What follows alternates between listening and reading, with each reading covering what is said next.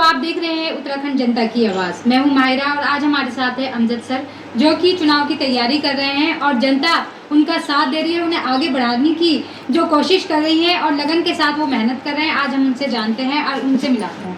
आदाब सर। आदाब सर, हमारे चैनल पे आपका बहुत बहुत स्वागत है। बहुत बहुत स्वागत आपका भी, आपके चैनल के माध्यम से। सर, हम आपसे जानना चाहेंगे पहले तो कि आप ये बताइएगा कि आपके क्षेत्र की क्या क्या समस्या है। मेरे क्षेत्र की समस्या बहुत ज़्यादा समस्याएं हैं। यहाँ पर जो है शिक्षा का अभाव है, स्वास्थ्य का अभाव है और सड़कें टूटी फूटी हैं, नालियाँ टूटी फूटी है और विधवा पेंशन, विकलांग पेंशन, यहाँ पर सारे लोग पीड़ित हैं। तो और इसकी हम लगातार आवाज़ उठाते आ रहे हैं और आंदोलन भी हमने किया। अभी हमारे यहाँ सैंसपुर में सामुदायिक स्वास्थ्य केंद्र है, वहाँ पर अल्ट्रासाउंड की मशीन धूल फेंक रही है।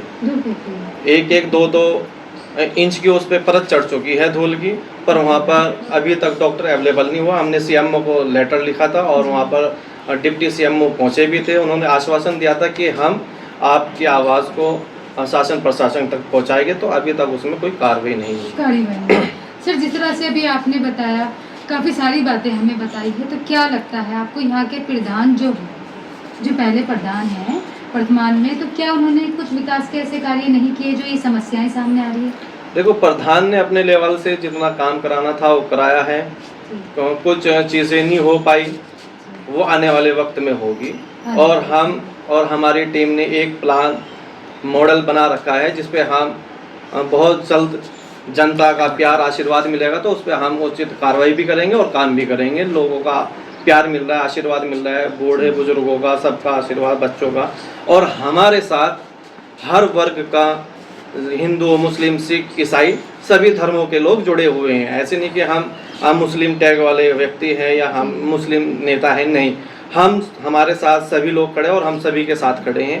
कभी हमने अपने क्षेत्र में हिंदू मुस्लिम नहीं किया, और अगर होता भी है तो हम उसमें लगाम लगाने की कोशिश करते हैं। सर, हम आपसे जानना चाहेंगे, जिस तरह से अगर आप चुन के आते हैं, जिस तरह से जनता आपको आगे लाना चाह रही है, विकास के कार्यों के लिए आपको क्षेत्र में जनता खड़ा कर रही है, तो आपकी पहली प्राथमिकता क्या रहेगी अगर आप चुन के आते हैं? सबसे पहले मेरी पहली प्राथमिकता ये रहेगी कि मैं अपने क्षेत्र का जो किसी कारणवश कार्य रुका है उसे पूर्ण करा सकूं। और शिक्षा हमारे यहाँ बहुत ही वीक पॉइंट है और स्वास्थ्य का भी बहुत वीक पॉइंट है। उस पर मैं अपनी तरफ से और हमारी पूरी टीम उस पर काम करेगी। सर, जिस तरह से आपने बताया यहाँ पर शिक्षा का बहुत ज़्यादा वीक पॉइंट है, तो क्या लगता है आपको कि जिस तरह से अगर आप चुन के आते हैं, क्या आपने आगे कभी अपील की है इन चीज़ों के लिए? मैंने अपील की है। मैंने शिक्षा मंत्री डॉक्टर धन सिंह रावत को भी लेटर लिखा है और स्वास्थ्य के लिए भी मैं लड़ाई लड़ा हूँ और बहुत सारी चीज़ें हमने करी भी, और हमने अपने क्षेत्र के लिए, अपने समाज के लिए बहुत मुद्दे उठाए भी हैं। जैसे हमारे क्षेत्र में नशा बहुत बढ़ रहा है, बहुत तेज़ी से बढ़ रहा है, और एक हमारी संस्था भी है, सामाजिक परिवर्तन संस्था, जो रजिस्टर्ड है उत्तराखंड। उसमें भी हमने 2 साल मुहिम चलाई है और उसका अच्छा खासा रिजल्ट मिला है हमारे क्षेत्र में। तो जिस तरह से आपने बताया नशे का कारोबार वाकई बहुत तेज़ी से बढ़ा है उत्तराखंड के अंदर, ये एक आम बात हो गई है। तो शासन प्रशासन को लेकर आप क्या कहना चाहेंगे? जिस तरह से नशा बढ़ रहा है, किस तरह से आप सरकार से इसकी अपील करेंगे कि इसको रोका जाए, और अगर आप चुन के आते हैं तो इस पर किस तरह की रोकथाम लगाएंगे? देखिए, मैं आपके चैनल के माध्यम से कहना चाहूँगा, इसमें जो भाजपा की सरकार है वर्तमान में, केंद्र की हो या राज्य की हो, वो बोलती है कि डबल इंजन की सरकार, वो फेल है। और हमने अपनी तरफ से और क्षेत्र की तरफ से, और हमें क्षेत्र के लोगों ने चुना था कि इस नशे को आप ख़त्म करें, और इसमें हमारा पूरा सहयोग रहेगा। और पुलिस की तरफ से हमें पूरा सहयोग मिला है। कप्तान साहब से हमारी बात हुई है, सीओ विकासनगर से बात हुई, और हमारे यहाँ एक एसएचओ चले गए, ट्रांसफ़र हुआ उनका, मुकेश त्यागी जी का। उनके साथ में मिलकर हमने बहुत अच्छा काम किया है नशे के खिलाफ। जो नशे के तस्कर थे, बड़े कारोबारी थे, उन्हें हमने जेल भिजवाने का भी काम किया। सर, जिस तरह से आप एक युवा हैं और आपके युवा साथी आपके साथ है, जनता आपके साथ है, तो क्या लगता है कि अगर आप चुन के आए तो ये युवा जितने भी आपके साथ है, कंधे से कंधा मिला के चले, इनको कितना बेनिफिट? देखिए, युवा से बड़ी उम्मीदें होती है। एक मैं किसी की शायर पढ़ता हूँ जिस ओर जवानी चलती है उस ओर ज़माना चलता है, बिल्कुल। ठीक है। और मैं अकेला ही चला था जानिबे मंजिल, लोग आते गए कारवां बनता गया। बहुत बढ़िया। तो मैं ये कहना चाहूँगा आपके चैनल के माध्यम से युवाओं से बड़ी उम्मीदें हैं और हम उन पे खरा उतरेंगे। और जैसा कि हमारे क्षेत्र में बेरोजगार की समस्या है उसे हम रोजगार में तब्दील करेंगे। रोजगार में तब्दील करेंगे। जिस तरह से देखा जा रहा है वाकई में आपने बहुत बड़ी बात की कि रोजगार के लिए कितने लोग अब तक इस तरह से बेरोजगार हैं, तो युवा ज़्यादातर बेरोजगार में है। तो क्या कहना चाहेंगे इस बेरोजगारी के बारे में? इस बेरोजगारी देखिए भाजपा सरकार है और ये विज्ञप्ति निकालती है और अपने बाहरी लोगों को जो रिश्तेदार होते हैं साठ गांठ के माध्यम से उन्हें विज्ञप्ति निकालते हैं और उन्हें वो क्या करते हैं भर्ती में ऐड कर देते हैं। और जो लोकल होता है राज्य का निवासी होता है उन्हें वो नौकरी से बाहर कर देते हैं। ये बड़ी कमी है सरकार की। जी। और ये बार बार उजागर भी हुआ है कि इनके तक कोई बिहार से आया है, कोई हिमाचल से आया है, कोई पंजाब से आया है, अपने रिश्तेदारों को ही ये शामिल करते हैं। हमारे साथ पीछे एक भैया जुड़े हुए हैं। भैया आप ये बताइएगा कि अमजद सर का व्यवहार कैसा है? अच्छा व्यवहार है, लोगों के साथ मिलते हैं। विकास के कैसे कार्य हैं इनके, जैसे अभी सर ने बताया हमें, तो किस तरह के विकास के कार्य करते हैं? सारे सही है। किस तरह के सही है? जी, काम कराते हैं। तो एक सर हमारे साथ जुड़े हुए हैं। सर हेलो, हम आपसे जानना चाहेंगे कि अमजद सर को आगे लाने के लिए जो जनता कोशिश कर रही है और नाम आगे आ रहा है अमजद सर का, और वाकई में क्षेत्र के अंदर उन्होंने अपनी एक ऐसी छवि बना ली है कि जनता चाहती है वो आगे आए, तो आप क्या कहना चाहेंगे इस बारे में? हम ये कहना चाहेंगे, एक तो आदमी किसी से बात करने के लायक जी और उसका पूरे क्षेत्र के अंदर जो है जी सबको मालूमात होनी चाहिए बिल्कुल। और जो भी काम करेगा हमें बताना चाहिए अच्छा ही करेगा।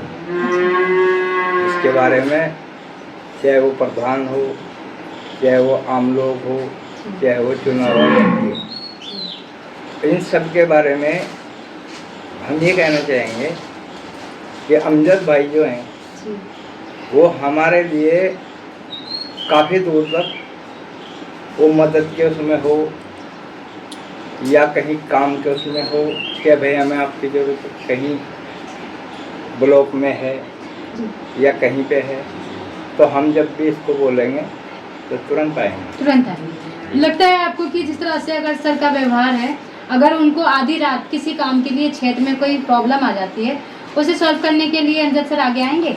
जी आएंगे। ठीक है। तो सर हम आपसे जानना चाहेंगे, जिस तरह से अपराध बहुत ज़्यादा बढ़ रहे हैं, हाल फिलहाल में भी एक घटना हुई है और दिन पे दिन प्रतिदिन घटनाएं बढ़ती जा रही है, तो आप सरकार से क्या अपील करेंगे? जिस तरह से क्या आप सीसीटीवी कैमरों का निर्माण कराएंगे अपने क्षेत्र में? देखिए ये तो सरकार की कमी है कि हमारे क्षेत्र में लगातार अपराध बढ़ते जा रहे हैं। सरकार को, शासन प्रशासन को निगरानी रखनी चाहिए और सीसीटीवी सभी ग्राम पंचायतें लैस होनी चाहिए, मेरा तो ये मानना है। तो सर हम आपसे एक सवाल और करना चाहेंगे, जिस तरह से अगर आप चुन के आते हैं तो आप सबसे पहला मुद्दा क्या उठाएंगे? प्राथमिकता आपने बता दी कि मैं ये काम करूँ, लेकिन मुद्दे तो बहुत सारे हैं, लेकिन आप ऐसा मुद्दा बताइए जिसपे आप जनता से कंधा मिला के कर सकें। मेरा सबसे पहले मेरी प्राथमिकता ये रहेगी, जो हमारे यहाँ हमारे क्षेत्र में युवा शिक्षित बेरोजगार घूम रहे हैं, मैं उनके लिए एक वनडे एग्ज़ाम कोचिंग सेंटर का खोलने का मेरे मन में है। और वो उससे क्या होगा, मोटिवेट मिलेगा युवाओं को, और एक टीचर मैं वहाँ पे रखूँगा। जैसे कि वनडे एग्ज़ाम में होता है कि सरकारी नौकरी के लिए अप्लाई कर सकते हैं, वो मेरा मोटिवेट रहेगा। तो जिस तरह से देखा जा रहा है, आप शासन प्रशासन को लेके, अधिकारियों को लेके या डिपार्टमेंट को लेके आपकी कोई सरकार से अपील है जो कि अभी तक पूरी नहीं हो रही है क्षेत्र में, तो आप क्या कहना चाहेंगे? उस अपील को पूरा करवाना चाहेंगे? सरकार से तो जितनी अपीलें कर लो नाकाम ही रहती है। सरकार अपील पे खरा नहीं उतरती, तो सरकार से तो बेकार है अपील करना, क्योंकि जो वादे करती है भाजपा सरकार वो फेल होते हैं। तो सर हमारे चैनल के माध्यम से जिस तरह से जनता आपका साथ दे रही है, तो आप हमारे चैनल के माध्यम से सारी जनता को क्या संदेश देना चाहेंगे? मैं पूरे उत्तराखंड में त्रिस्तरीय पंचायत चुनाव का आगाज़ हो चुका है और हाई कोर्ट ने हरी झंडी भी दे दी है कि जल्द से जल्द चुनाव कराया जाए। और उत्तराखंड की जनता से, अपने क्षेत्र की जनता से यही अपील करना चाहूँगा, हाथ जोड़ करके अपील है कि जो भी कैंडिडेट प्रत्याशी आपको आपके लिए खड़ा हो सकता है, आपके लिए काम करा सकता है, आप वो व्यक्ति, वो प्रत्याशी सक्षम हो, आप उसे चुनें। क्योंकि चुनाव का माहौल है, समय कम है प्रत्याशी के पास, कुछ दारू बांटेंगे, कुछ पैसा बांटेंगे, ना दारू पे जाए ना पैसे पे जाए। वोट अपनी मर्जी से करे, वोट देने का अधिकार जनता का है, जनता जनार्दन है। मेरी जनता से यही अपील है कि अच्छे प्रत्याशी को चुने, शिक्षित प्रत्याशी को चुने, जो आपके हर मुद्दे को चरम पे परम पे उठा सके और शासन प्रशासन को हिला सके।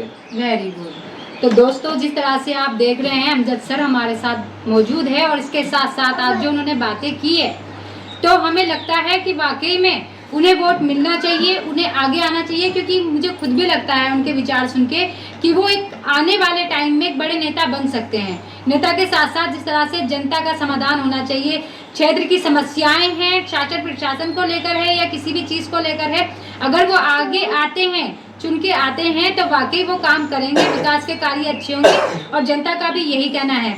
तो ठीक है, मैं सभी से अपील करती हूँ, इनके क्षेत्र वासियों से, जनता से, कि उन्हें वोट दें और चुनें, क्योंकि आगे आने के टाइम में वो आगे नेता बनने के साथ साथ क्षेत्र की समस्याओं का निर्माण कराएंगे, जो भी इनकी क्षेत्र की समस्याएं हैं। तो मैं सर का धन्यवाद करूंगी कि उन्होंने हमें अपना कीमती वक्त दिया। धन्यवाद सर। धन्यवाद आपका भी बहुत बहुत। अगली न्यूज में कहीं ना कहीं नई शख्सियत के साथ दिखाएंगे उत्तराखंड जनता की आवाज। देखते रहिए माहिरा और आदि के साथ।